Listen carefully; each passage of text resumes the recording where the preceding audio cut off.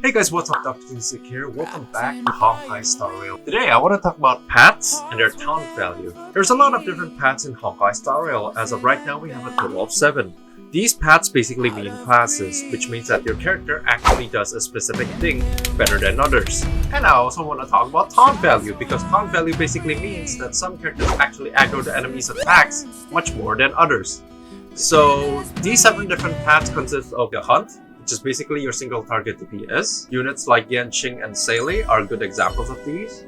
And then there's Erudition, which is basically your AoE DPS. And even though they don't do as much damage as your single target DPSs, these are very good at breaking shields, getting rid of adds, mobs, summons, and making your Calyx grind much more faster, simpler, and easier. And then there's the Path of Harmony, which is basically your buffers. These buffers actually boost your DPSs, so that their damage will be much higher. And in the case of Tingyun, she basically regenerates your character's energy, which means you can spam your ults much more frequently, or in the case of characters with high energy costs, get your ult back much more faster. And then there's the Path of Nihility, which is basically your debuffers or DOT damage. DOT damage, if you didn't know, is damage over time, which is tick damage. These tick damages are actually very good at taking down enemies with really tough shields, stuff like the Simulated Universe or bosses in general. And then there's the Path of Abundance. Abundance is basically your healers. So far there's only 2 in the game, Natasha and Bailu. Without these healers, your units can't regenerate health. But there's a workaround around that, which is basically the Path of Preservation. The units with the Path of Preservation is basically your tank. These units give shields to some of your weaker units, and in the case of Fire MC and Japard, you actually give shields to all of your units, not just one. These basically mean that in boss stages, your units can sustain further damage, which means that you can draw out the fight longer, which isn't necessarily a bad thing. However, some bosses do get stronger over time because they buff their stacks, so do try to keep that in mind. And finally, we have the Path of Destruction. Destruction is basically sort of a mix between tank and DPS. Not really. What units in the Path of Destruction basically entails is when you get hit, you get somewhat stronger. In the form of Clara, she actually counter damages immediately with Zabarok. Whenever she gets hit, she'll attack right back. And with stuff like Physical MC, he actually gets stronger every single time he gets hit. As your health depletes, you actually dish out way more damage.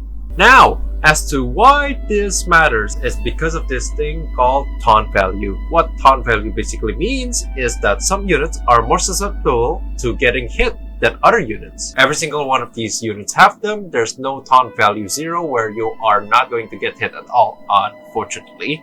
In the case of the Hunt and Erudition, they basically have the taunt unit of 75.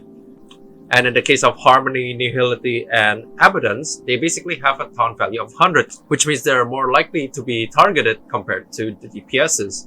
And in the case of Destruction, it's 125, and finally Preservation would be 150. What you can do is build your team around it.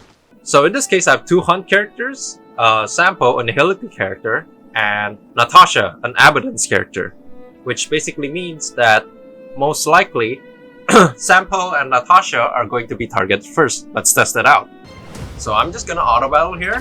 Do note that none of these units have any taunt skill to them or taunting ults.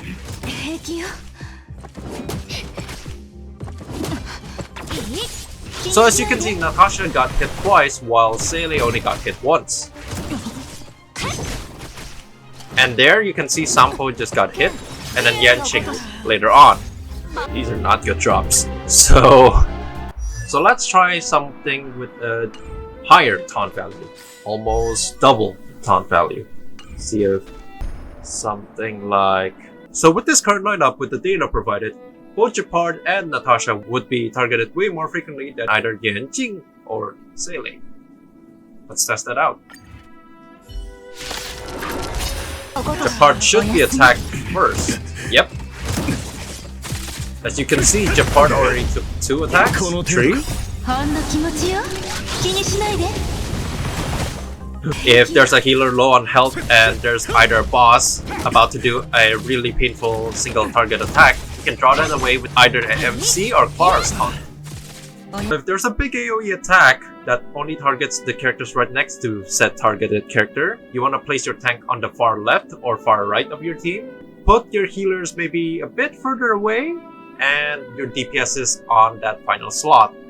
You can do left to right, right to left, that's basically up to you. But that's the gist of the team lineup you want to go for. And that's it for today, guys. Thank you for tuning in. This is Dr. Tuzik signing off. See ya!